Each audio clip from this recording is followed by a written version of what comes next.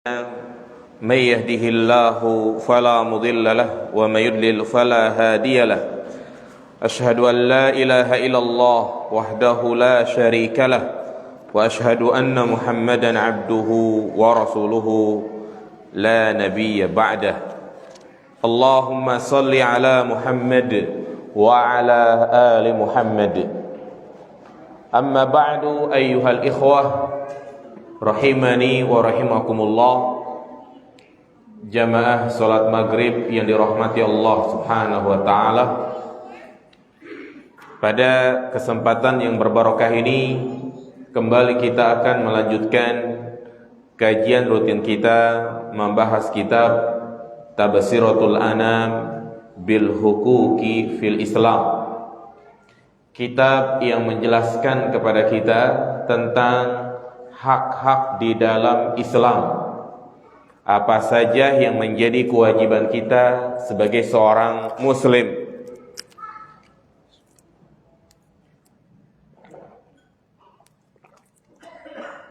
Yang tentunya kita sebagai hamba Allah Subhanahu wa taala memiliki hak yang berhak untuk kita dapatkan dan memiliki kewajiban yang harus kita tunaikan. Pada pertemuan sebelumnya kita telah menjelaskan tentang hak-hak tetangga. Iya, hak-hak tetangga.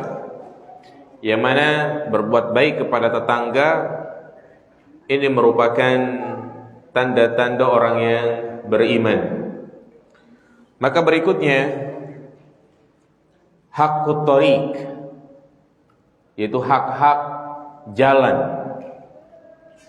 Subhanallah jamaah sekalian, ya, dengan pembahasan ini mengingatkan kepada kita bahwa Islam adalah agama yang sempurna, agama yang begitu lengkap, menjelaskan segala apa saja yang menjadi maslahat hidup manusia, mulai dari perkara yang paling kecil sampai perkara yang paling besar. Semuanya sudah diatur dan dijelaskan di dalam Islam. Nah, di antaranya adalah hak jalan. Berbicara masalah jalanan, tempat berlalu lalang, baik itu tempat berjalan kaki atau kita berkendara, dia adalah milik bersama, lil jami, sehingga banyak sekali hak-hak yang harus kita tunaikan. Jalanan merupakan tempat yang bisa mengantarkan kita ke dalam surga dan juga sebaliknya, bisa menghantarkan seseorang ke dalam neraka. Dengan dia memperhatikan hak-hak jalan, maka menjadi peluang bagi dia masuk ke dalam surga.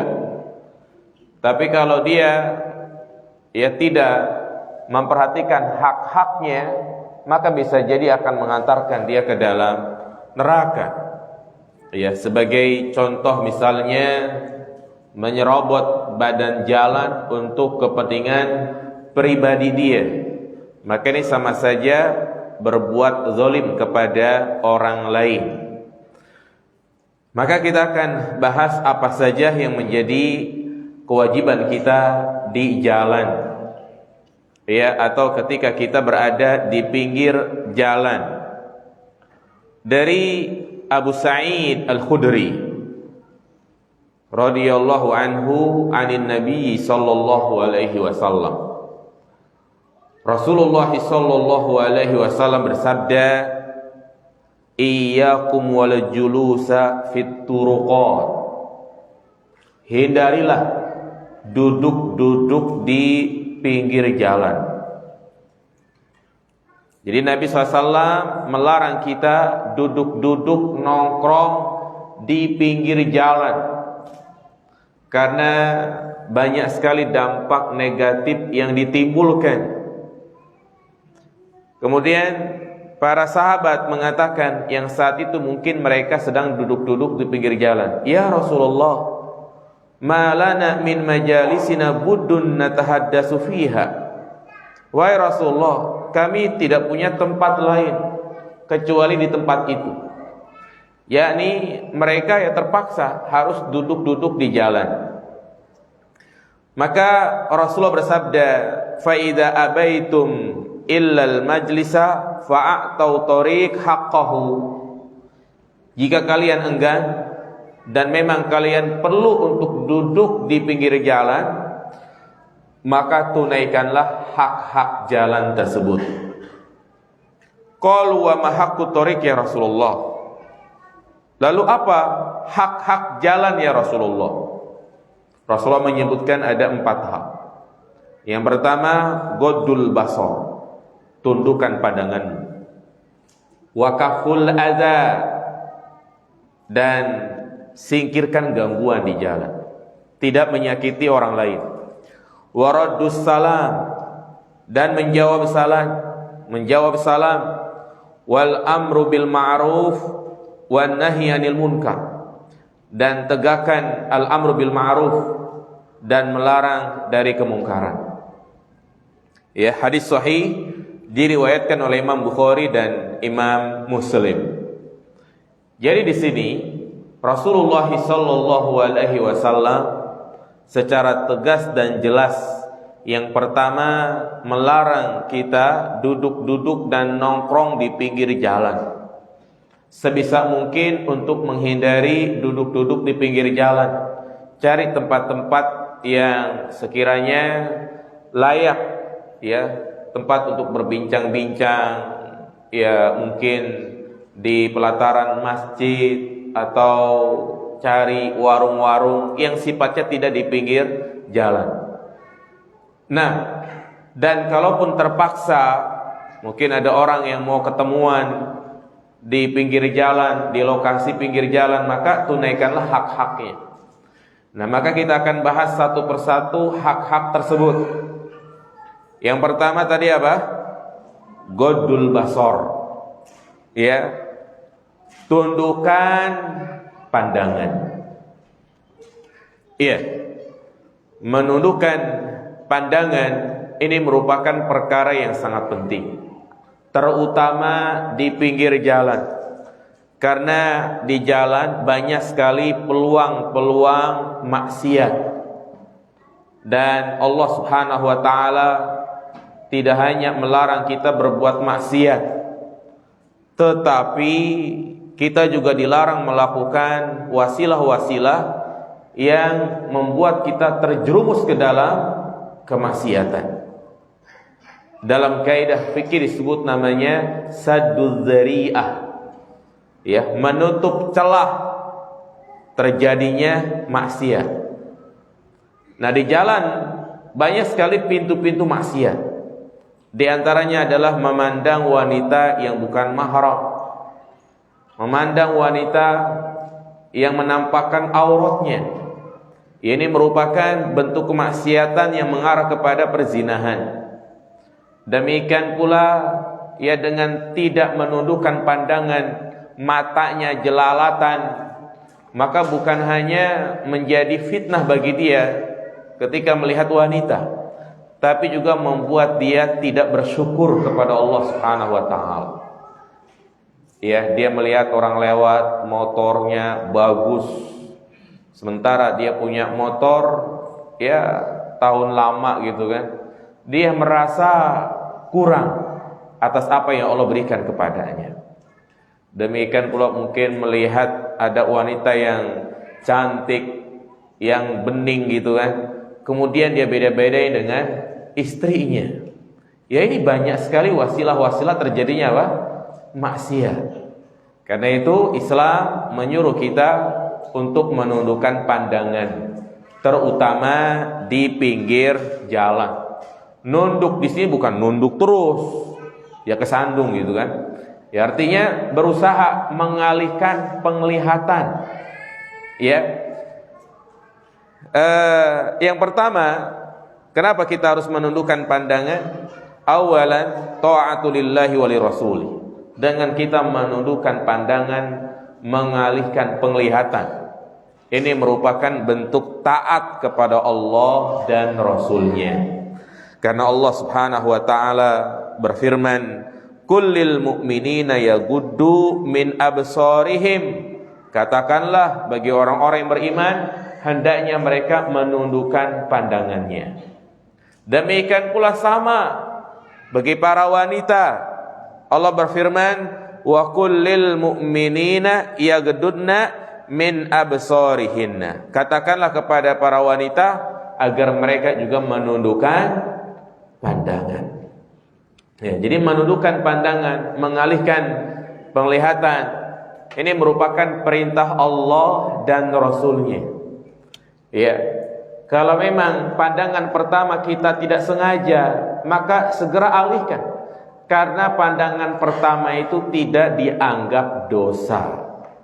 Sebagaimana Rasulullah SAW mengatakan kepada sahabat Ali bin Abi Thalib, "La tatbi'in nazrata an-nazrata, fa inna lakal ula wa laysat lakal akhirah." Ya, jangan kau iringi pandangan pertama kepada pandangan berikutnya. Artinya, kalau pandangan pertama kita melihat wanita yang mengumbar auratnya, ya, ini tidak berdosa. Fa inna lakal ula wa laysat lakal akhirah. Tapi pandangan yang berikutnya itu dianggap dosa. Karena secara umum, ya, setiap maksiat yang dilakukan tanpa ada unsur kesengajaan, ya, yang terjadi pertama kali itu tidak dianggap. Hasad muncul pertama kali dalam hati itu tidak dianggap. Ya, kalau dia berusaha untuk memerangi hasad tersebut. Nah, demikian pula, ya, barang siapa yang mungkin dia memandang wanita, maka segera dia palingkan matanya, bukan malah dipelototin terus. Ya, wasu'ila anin nadratil faj'ah. Nabi pernah ditanya tentang pandangan pertama. Apa kata beliau? Isrif basaraka. Alihkan pandanganmu. Alihkan pandanganmu. Tapi ini bukan menjadi dalil ketika melihat wanita yang mengumbar auratnya dipelototin terus jangan kedip-kedip karena pandangan pertama itu. Ya, tidak, dia berusaha untuk mengalihkan. Ya. Nah, kemudian yang kedua jamaah sekalian, kenapa kita perlu menundukkan pandangan terutama di jalan? Li'annal basara min ni'amillahil azimati 'alal insan. Karena yang namanya mata di antara nikmat Allah yang sangat besar ya Allah berikan kepada manusia. Ya, adanya mata, subhanallah, kita bisa merasakan indahnya alam semesta ini. Kalau kita jalan-jalan ke pinggir pantai, jalan-jalan ke gunung, begitu indahnya ciptaan Allah Subhanahu wa taala. Banyak pemandangan yang memanjakan mata kita. Saat itu pula hati kita merasa tenang, nyaman dengan memandang ya pemandangan yang indah. Maka ini termasuk bagian dari tadabbur al-ayat al-kauniyah, mentadaburi tanda-tanda kauniyah, yaitu ciptaan Allah Subhanahu wa taala. Nah, kita semua merasakan itu karena adanya mata. Kalau seorang yang buta antum mau ajak jalan-jalan kemana saja, dia bisa nikmatin gak jamaah sekalian? Tidak bisa menikmati. Subhanallah. Dan ingat, setiap nikmat ya Allah berikan kepada kita, terutama berkenaan tentang anggota badan, itu akan ditanya oleh Allah Subhanahu wa taala. Apa kata Allah Subhanahu wa taala dalam surat Al-Isra ayat 36? Innas sam'a wal basara wal fuada kullu ulaika kana anhu mas'ula. Sesungguhnya pendengaran, penglihatan, hati, semua itu akan dimintai pertanggungjawaban oleh Allah Subhanahu wa taala. Pertanyaannya cuma satu, untuk apa kau gunakan nikmat-nikmat tersebut? Ya. Jika nikmat-nikmat yang Allah berikan kepada kita, kita mensyukurinya dengan cara melakukan ketaatan kepada Allah Subhanahu wa taala, maka kita akan mendapatkan tambahan nikmat di dunia dan juga akan mendapatkan pahala besar nanti pada hari kiamat. Iya.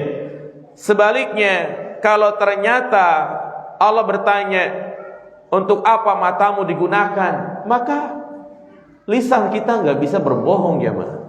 Nanti justru yang menjawab adalah mata kita sendiri.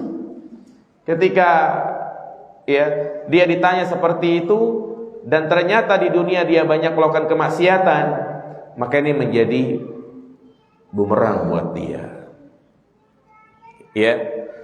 Karena itu cara yang tepat untuk mensyukuri nikmat anggota badan yang Allah berikan kepada kita berupa pendengaran, penglihatan, hidung, mulut, gunakan untuk melakukan ketaatan. Ini bentuk bersyukur yang paling tepat. Ya, Allah katakan wa itta'adzana rabbukum la in syakartum la azidannakum. Jadi cara untuk melanggengkan nikmat, ya, dan juga cara untuk menambah nikmat adalah dengan mensyukurinya. Mensyukuri di sini adalah dengan melakukan ketaatan kepadanya. Jangan gunakan untuk berbuat maksiat, memandang hal-hal yang diharamkan oleh Allah Subhanahu wa taala. Baik secara langsung maupun tidak langsung. Secara langsung mungkin dia di pinggir jalan. Secara tidak langsung mungkin dengan adanya media-media sosial di zaman sekarang ini.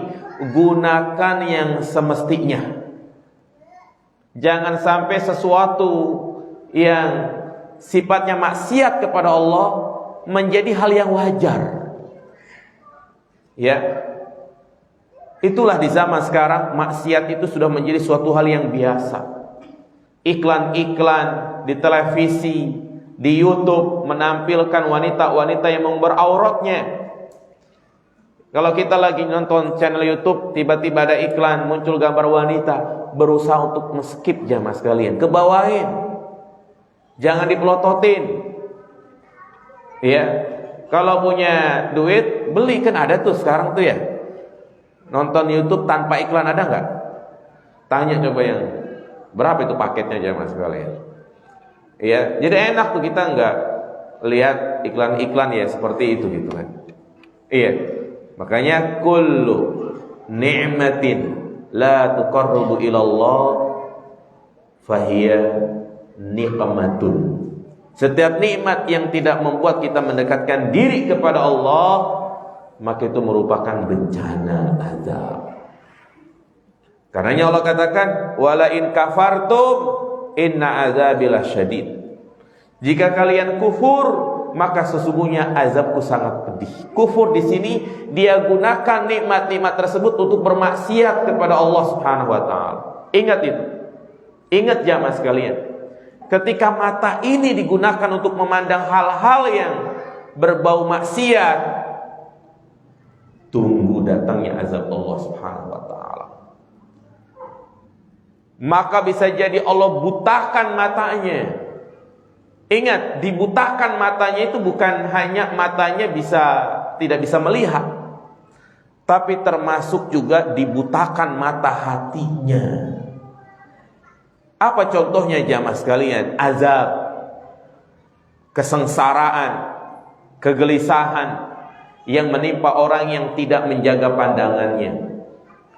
Yaitu ketika orang yang keseringan melihat wanita-wanita yang mengumbar auratnya, melihat para artis selebgram, ya, yang dia tidak menundukkan pandangannya, maka Allah akan cabut kenikmatan yang ada pada matanya tersebut, yaitu di mana dia melihat istrinya biasa aja.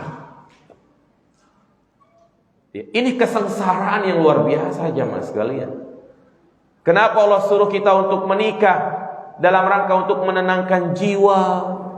Kita pulang kerja ketemu istri, bahagia, hilang rasa lelah, capek.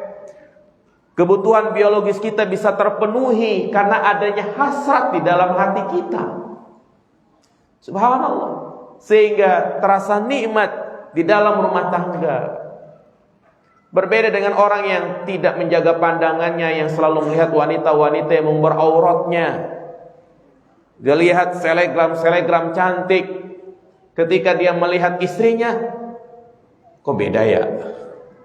Artis ini putih, kok istri saya begitu. Istri ini mancung hidungnya. Tuh. Jadi hasrat untuk melampiaskan biologisnya hilang. Hati-hatinya Mas. Ini kesengsaraan yang sangat luar biasa. Karena keseringan melihat wanita-wanita yang mengumbar auratnya. Kadang ketika dia berhubungan badan pun tidak menikmatinya. Ya, karena di pikirannya adalah wanita yang sering dia lihat. Dia download, setiap mau tidur dia murojaah. Ya.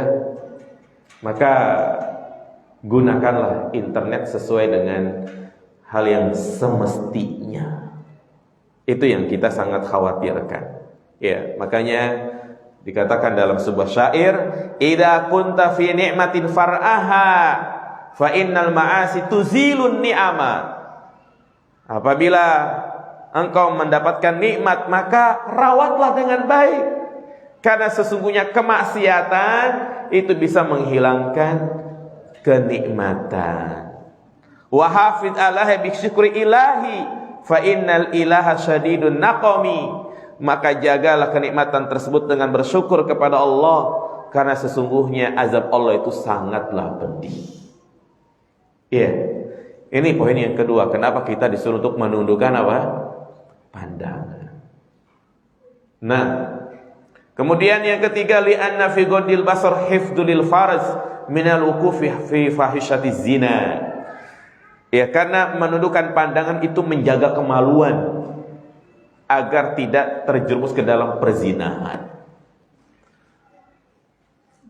Makanya berdampak ketika dia sudah tidak ada rasa lagi dengan istrinya, maka dia pun bisa-bisa jajan di luar, mencari pelampiasan syahwat dengan wanita-wanita, ya, pelacur, zina. Ini ya, karena pandangan itu berkaitan erat dengan kemaluan jemaah. Iya, zina itu ada mukaddimahnya. Makanya Allah Subhanahu wa taala mengatakan la taqrabuz zina, janganlah kalian mendekati zina. Artinya jangan mendekati wasilah-wasilah yang menjurus kepada perzinahan. Ya, menutup pintu-pintu yang menjurus kepada perzinahan. Karena zina itu ada mukaddimahnya. Fakam min insanin waqa'a fi fahisyati zina li'annahu lam yaghdu basara. Betapa banyak orang yang terjerumus ke dalam perzinahan karena dia tidak menundukkan pandangannya. Fazina yubda'u bin nazrah. Zina itu diawali yang pertama kali adalah dengan pandangan mata. Ini tahapan-tahapan zina. Pandangan mata. Ya, ketika keduanya saling menatap gitu kan, wabtisama. Kemudian senyum. Kalau sudah laki-laki perempuan saling senyum, pasti keduanya pun ya akan ada apa istilahnya, ya setrum lah gitu kan. Nah kemudian setelah itu fakalamun, terjadilah pembicaraan. Mungkin si ikhwan ini berusaha untuk mencari nomor WA-nya, akun IG-nya, akun Facebook-nya, kemudian di DM gitu kan. Ya fakalamun, terjadi pembicaraan. Chattingan doang gak puas, maka teleponan. Kapan ada waktu gitu kan, teleponan sejam 2 jam. Itu setan udah mulai bermain. Dan setan gak sampai di situ jamaah, terus berusaha. Ya enggak puas dengan sambil ngomong gitu kan, video call, ketemuan, al-liqa, pertemuan, janjian di mana, di kuburan atau di mana sepi-sepi gitu kan. Fa mau'idun faliqaun, terjadi pertemuan. Nah, kalau sudah pertemuan, summa taqa'at-taumatul kubro, malapetaka yang besar. Tidaklah 2 orang laki-laki perempuan berdua-duaan, mainkan yang ketiganya siapa? Syaitan. Ya, awalnya pegangan tangan, berpelukan, hingga akhirnya nggak puas, terjadilah perzinahan. Setelah berzina, sudah yang ada hanyalah penyesalan yang tiada arti. Nauzubillah. Ya, inilah pentingnya menundukkan apa? Pandangan. Ya. Kemudian ini hak yang pertama. Hak yang kedua adalah kaful adza, menyingkirkan gangguan, tidak mengganggu orang lain. Iya. Jadi di antara hak jalan, baik ketika kita sedang berada di pinggir jalan atau tatkala kita berada di jalanan, sedang jalan atau naik kendaraan, maka tidak boleh mengganggu orang lain. Ya, apa contohnya mengganggu orang lain? Seperti main bola di jalanan, ya, melakukan begal, ya, atau juga mendirikan tenda, parkir sembarangan. Udah tahu itu ada jalanan umum, tapi dia buat parkir mobilnya permanen, dia nggak pindah-pindahin. Ini termasuk menyakiti orang lain, jemaah. Ya, karena semua hal yang sifatnya mengganggu orang lain ini terlarang. Ini merupakan perbuatan dosa. Kemudian juga bikin polisi tidur berlebihan. Ya, mungkin saking keselnya tuh orang gitu kan, naik motornya kencang-kencang, knalpotnya lagi bising, akhirnya dia bikin polisi tidur 2 jengkal. Motor jadi rusak jamaah sekalian. Nah ini nggak boleh. Kalau memang mengharuskan bikin polisi tidur, ya yang sewajarnya, ya. Jadi jangan dia menyakiti orang lain, ya. Semuanya kena imbasnya. Dan juga kalau bisa dikasih pelan-pelan, ya isyarat kalau ada polisi tidur. Ya apalagi kalau jalannya itu jalan umum, jalan ramai. Lebih baik jangan dikasih polisi tidur, karena itu sangat mengganggu orang lain. Betapa banyak orang yang kecelakaan karena dia nggak tahu di situ ada polisi tidur. Iya. Atau juga mengambil bahu jalan umum, garasinya dimajuin, ya. Atau memasang pot-pot bunga mengambil jalan umum. Jadi pada intinya kalau itu tanah bukan punya kita, kita beli tanah cuman luas 60, ya sudah, jangan ditambah-tambahin. Ya, jangan ditambah-tambahin. Ini termasuk zulm. Az-zulmu zulumatun yaumal qiyamah. Kezaliman ya merupakan kegelapan nanti pada hari kiamat. Maka sebaliknya hendaklah kita menebar kebaikan, berbuat baik kepada orang lain. Ya, menyingkirkan gangguan di jalan. Kalau kita melihat ada paku payung, ada beling, singkirkan. Ya. Kemudian kalau ada misalnya oli yang tumpah, maka bersihkan. Karena khawatir ya banyak yang terpeleset melewati jalan tersebut.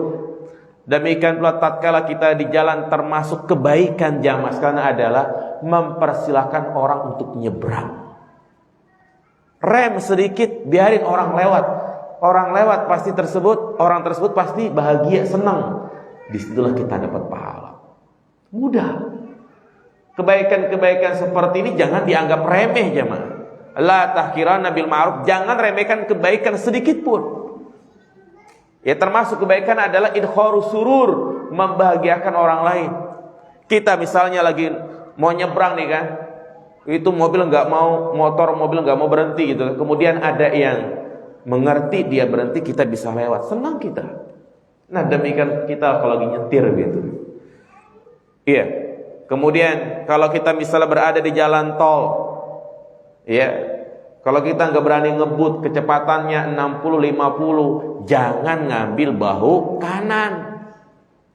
Ini udah didim terus ya, nggak mau geser-geser, kasihan, ngerti, ya, sehingga menyulitkan orang mau apa jemaah, mau nyalip ya kan, ini termasuk zulm. Iya. Jadi kalau mau ngambil bahu kanan, kecepatannya harus berapa? 100 ke atas gitu. Iya. Dan juga orang yang di depan kita sudah kecepatan tinggi juga, ya jangan ingin disalib gitu. Iya. Jadi ini hak-hak jalan luar biasa jemaah.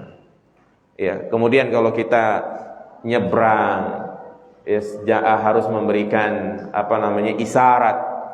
Kita kan setiap kendaraan punya lampu sen gitu kan. Kalau mau belok ya ngasih sen, terutama ibu-ibu. Kalau mau belok ke kanan, sennya ke kanan. Jangan ini mau belok ke kiri, sennya ke kanan, bikin orang bingung. Ya kan? Giliran diklakson, marah-marah dia. Enggak sabar amat sih. Subhanallah. Iya, kita berlindung kepada Allah dari ibu-ibu yang ngesen ke kanan, beloknya ke kiri. Ini contoh real jemaah, contoh real di tengah jalan ya. Sampai orang-orang kampung, orang-orang desa gitu kan, yang tinggal di desa. Kalau ente pengen nguji kesabaran, datang ke Jakarta. Iya. Ini kita mau nguji kesabaran, datang ke Tangerang, datang ke Jakarta ya kan. Gimana kita merasakan macet, harus bersabar. Jangan nyerobot, terutama kita kalau ngendarain motor jemaah. Ya, coba aja lihat di Polres itu kan. Kalau sekarang sih alhamdulillah udah berkurang ya. Ya, kadang mau nyerobot aja. Nah, ini mana? Perhatian kita kepada hak-hak jalan membuat orang susah gara-gara dia jadi macet. Ya, jangan buang sampah sembarangan. Ya, terus juga termasuk kebaikan adalah membuat pelang. Ya, berikan arah. Subhanallah.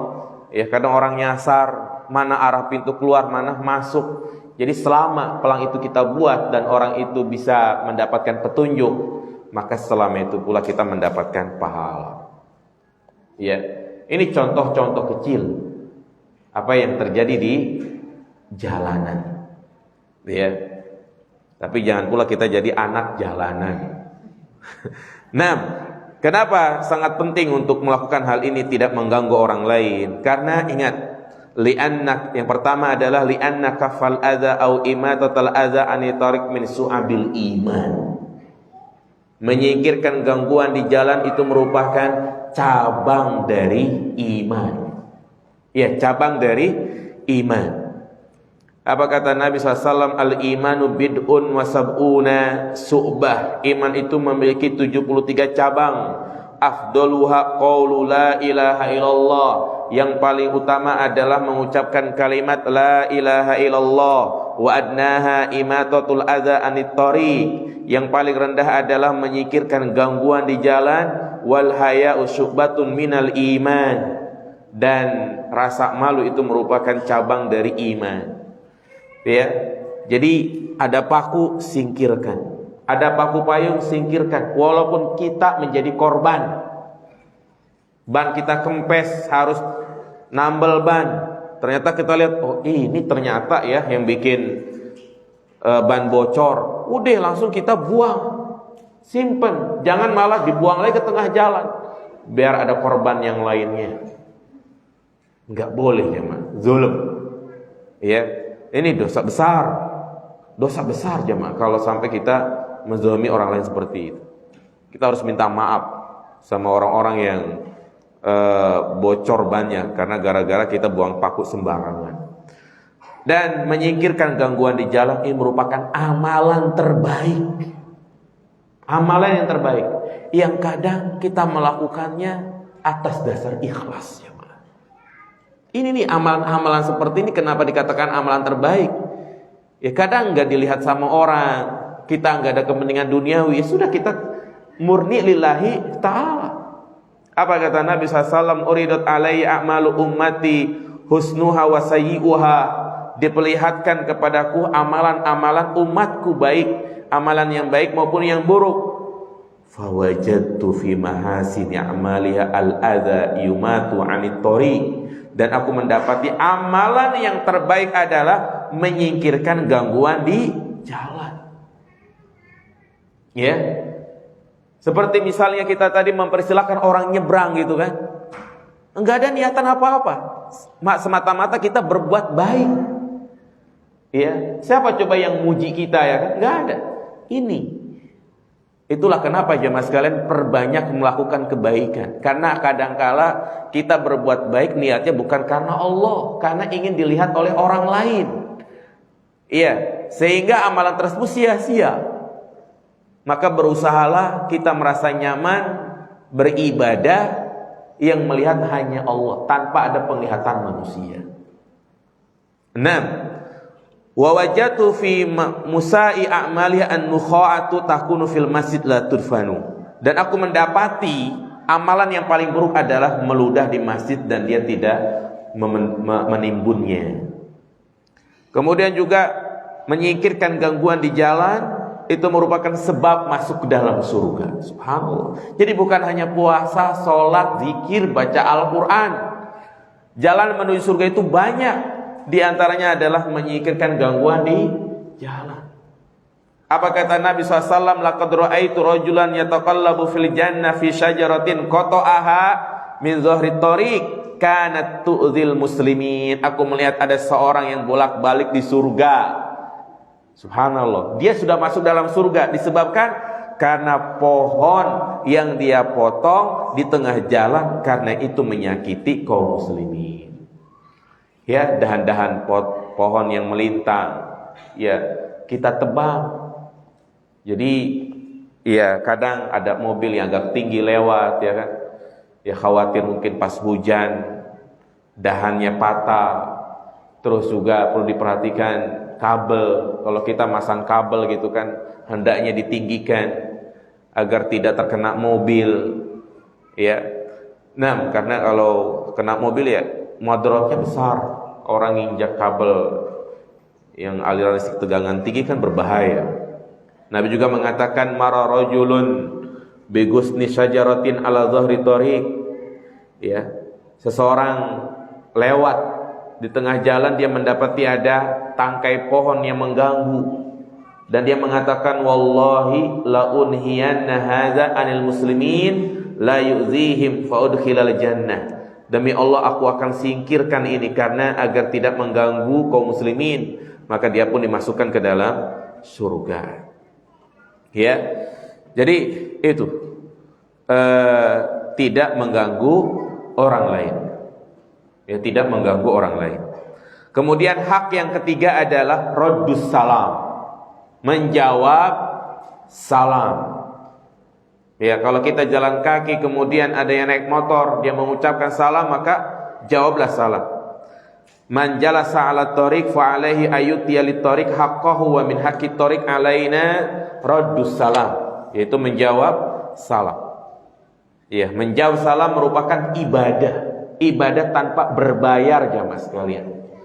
Kenapa menjawab dan mengucapkan salam adalah ibadah? Li'anna salama ismun min asma'illahi ta'ala wa huwa tahiyyatuna ma'syaral muslimin. Ya, salam merupakan nama-nama Allah Subhanahu wa taala dan merupakan bentuk penghormatan yang ada di dalam Islam. Maka kita tidak boleh merubah dengan ungkapan-ungkapan yang lain yang itu menjadi ciri khas agama-agama selain Islam. Ya, karena setiap agama itu memiliki ungkapan-ungkapan tersendiri. Maka kita sebagai seorang muslim bangga dengan ucapan salam. Masuk kelas kita ucapkan salam, bukan selamat pagi, selamat sore, bukan good morning, ya, bukan Om Swasto, salam budayo. Ya, bukan itu, tapi assalamualaikum warahmatullahi wabarakatuh. Ketika kita mengucapkan salam, kenapa itu dikatakan ibadah? Karena kita mendoakan 3 doa kepada saudara kita. Assalamu alaikum, semoga Allah memberikan keselamatan kepadamu. Ini yang pertama. Warahmatullah, semoga Allah melimpahkan rahmat kepadamu. Wabarakatuh, semoga Allah memberikan apa? Keberkahan. Iya. Dan ini juga merupakan cara kita untuk masuk ke dalam surga. Apa kata Nabi SAW? Ya ayuhan nas, afsus salam, wa atimut ta'am, wasallu bil lail wan nasuniyam, tadkhulul jannata bisalam. Wahai manusia, tebarkanlah salam, berikanlah makan, salatlah di malam hari orang-orang pada tidur, engkau akan masuk surga dengan selamat. Iya. Nah, azan ya mas sekalian. Ya azan dulu sedikit, nanti kita jelasin sedikit ya. Azan sebentar. Kita lanjutkan sedikit habis azan.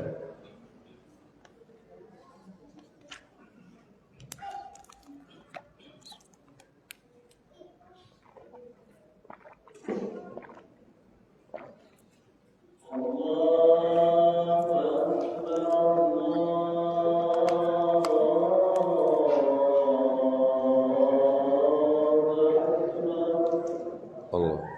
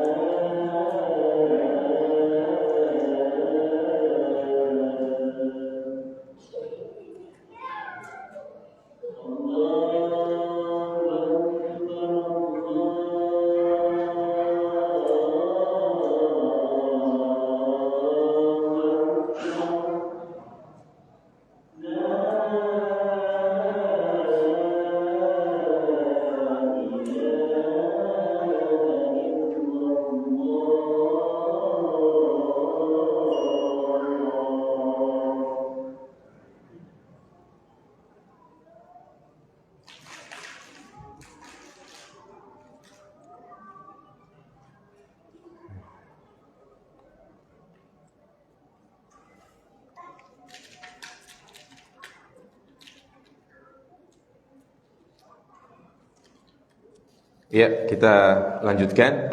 Jadi menjawab salam ini merupakan ya jalan menuju surga. Kemudian juga yang keempat adalah al-amru bil ma'ruf wan nahyu 'anil munkar. Ini yang terakhir.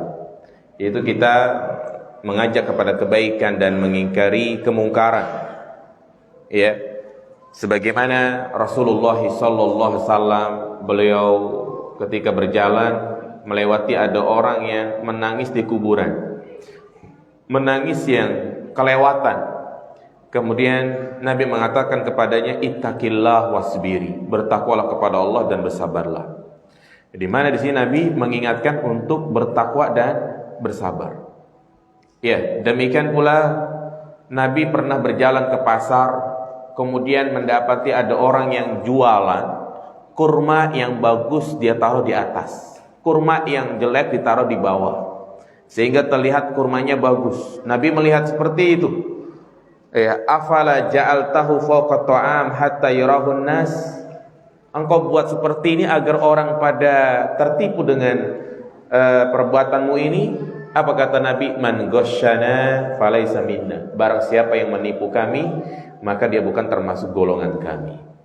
Ya, termasuk juga ya kalau kita punya wewenang, kita mungkin orang pemerintahan, seperti mereka yang berjualan di bahu jalan, hendaknya ditegur jamaah.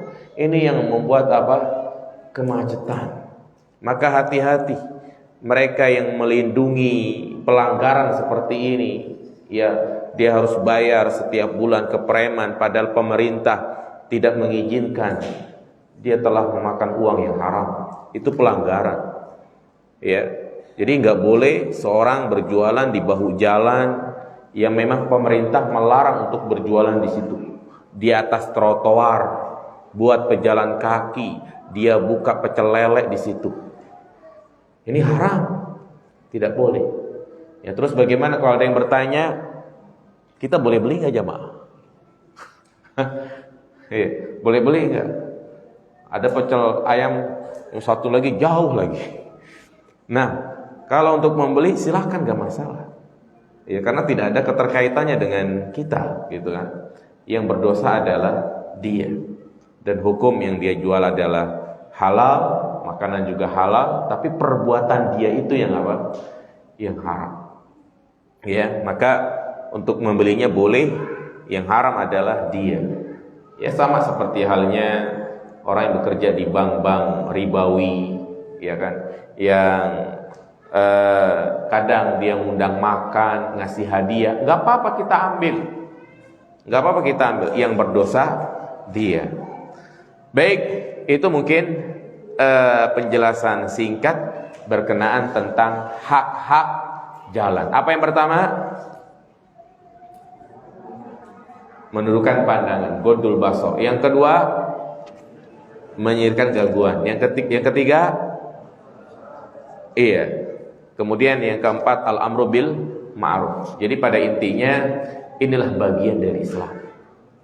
Jadi pelajarilah akhlak dan adab seperti ini agar kualitas Islam kita menjadi lebih baik. Ya, agar kita tidak terkesan menjadi orang yang kaku. Kadang kita masya Allah rajin ke masjid, sudah melaksanakan ibadah haji umroh, tapi orang-orang memandangnya itu buruk.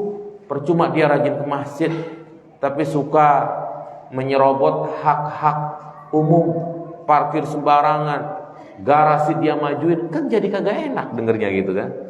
Jadi jelek dia. Ya, justru lebih baik orang yang mungkin amalnya sedikit tapi dia berbuat baik kepada orang lain. Itu yang terbaik. Lebih bagus lagi kita ibadah rajin sama orang juga apa? Baik. Jangan sampai tetangga kita enggak betah karena perilaku kita. Ya, jangan sampai tetangga kita itu pindah. Kenapa? Ketika ditanya, malas saya tetangga nama Pulan. Kenapa emang? Minjem duit mulu kagak diganti-ganti. Ya, demikian. Semoga bermanfaat. Subhanakallahumma bihamdika asyhadu an la ilaha illa anta astaghfiruka wa atubu ilaik. Assalamualaikum warahmatullahi wabarakatuh. Insyaallah pertemuan yang akan datang kita akan bahas tentang hak-hak suami dan istri. Kira-kira hak istri dulu atau suami dulu nih? Nah, insyaallah.